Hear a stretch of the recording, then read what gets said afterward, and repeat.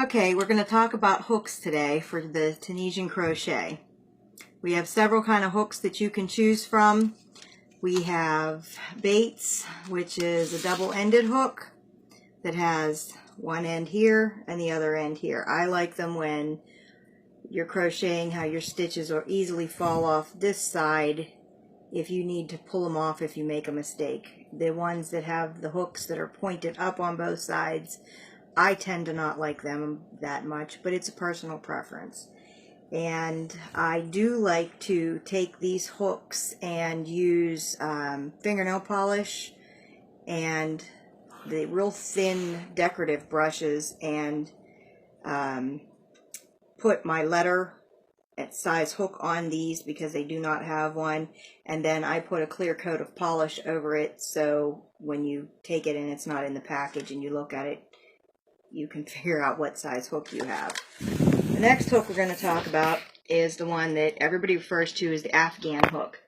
The Afghan hook has the stopper on the end, and it will state what size you have, so these are nice.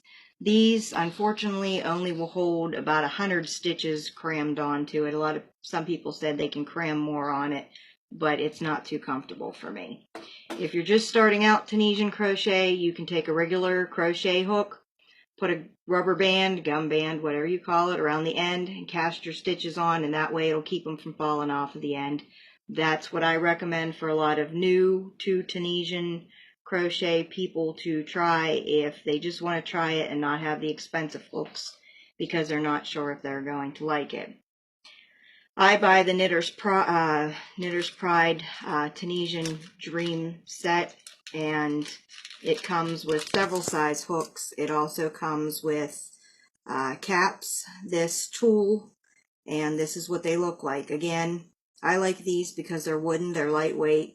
I've not had any that needed sanded or caught on anything. I like the fact that they have the pointy ends so that you can pick up stitches real easy. These ones have the size printed on, it's stamped on them. So when I get these, I take clear nail polish and go over it with like 2 coats because then you can see it longer because it tends to wear off after an amount of time.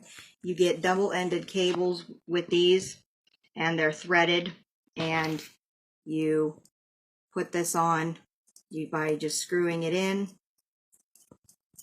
Then this tool that you have, you put through the hole,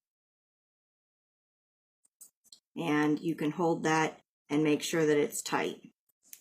On the other end, it's threaded. You take your cap, put it on, and screw it in.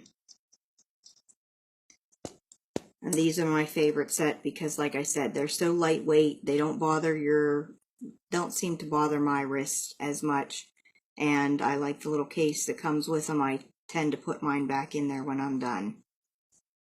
If you have any questions about hooks, please leave a comment below and I will answer any questions you have. Thank you.